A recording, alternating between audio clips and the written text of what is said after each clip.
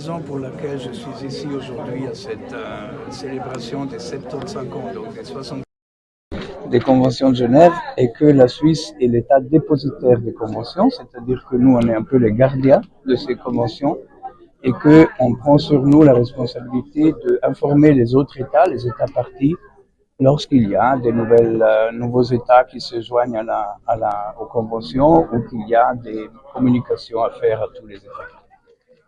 Dans votre allocution, vous avez dit que les droits de la paix et les droits de la guerre sont complémentaires. Comment pouvez-vous expliquer ça? Donc, les droits de la guerre, je me référais évidemment aux lois qui doivent régir la guerre. Ça ne veut pas dire que j'aime la guerre, ça ne veut pas dire que je soutiens le fait qu'il y ait des guerres, mais l'état de guerre est un état qui appartient à l'humanité. Les guerres se passent. L'important, c'est que les guerres soient résolues.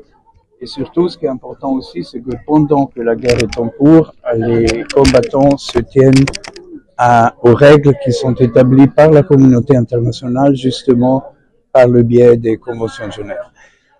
Le fait après de chercher la paix, qui va au-delà aussi encore du respect des normes juridiques, est aussi une nécessité, évidemment, parce qu'il faut bien dépasser l'état de guerre pour retrouver la paix et pour réconcilier surtout toutes les parties au conflit. Alors, les réflexions sont également autour de la question, à savoir comment combiner les legs traditionnels et les droits humanitaires. Qu'est-ce que vous avez à dire par rapport à ça? Comment vous pouvez le faire, surtout en Afrique, où on est toujours conservateur?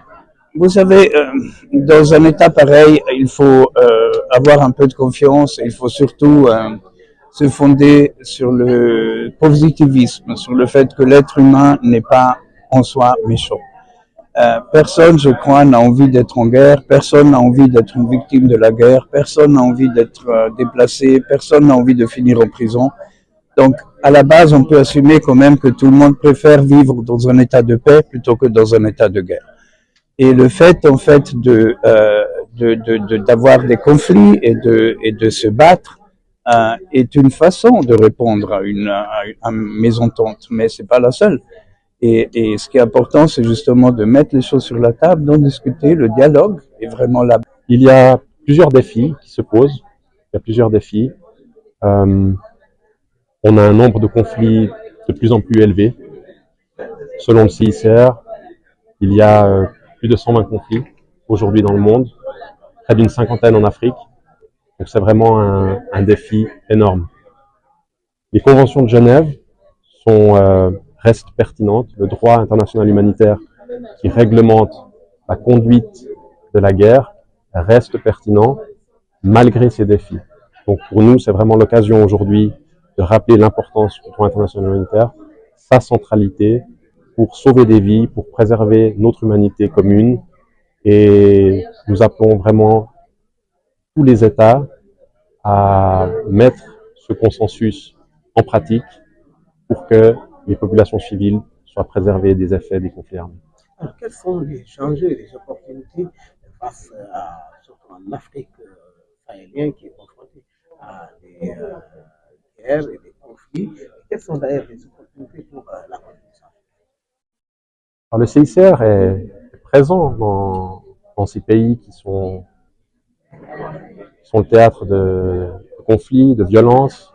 Et le CICR a un dialogue avec les parties à ces conflits, ou essaye d'avoir un dialogue avec les parties à ce conflit, pour leur rappeler leurs obligations en regard du droit international humanitaire. C'est un chemin difficile, mais on avance quand même, et on observe que des fois nous arrivons à faire une différence. Est-ce que ces conventions ne font pas face à des obstacles traditionnels? Non, je pense que c'est un des aspects intéressants de la discussion d'aujourd'hui qu'on a voulu mettre en avant, c'est que les conventions de Genève, ce n'est pas une invention occidentale, c'est en fait le reflet de coutumes, de traditions qui sont communes à l'ensemble de l'humanité. Et aujourd'hui, on a beaucoup parlé des traditions africaines qui se retrouvent vraiment dans le droit international humanitaire contemporain. Les conventions de Genève sont un des rares traités à avoir été ratifiés par l'ensemble des États. Il y a très peu de traités qui ont ce privilège. Alors cette adhésion universelle, pour nous, reflète vraiment le fait que les valeurs qui sous-tendent le droit international humanitaire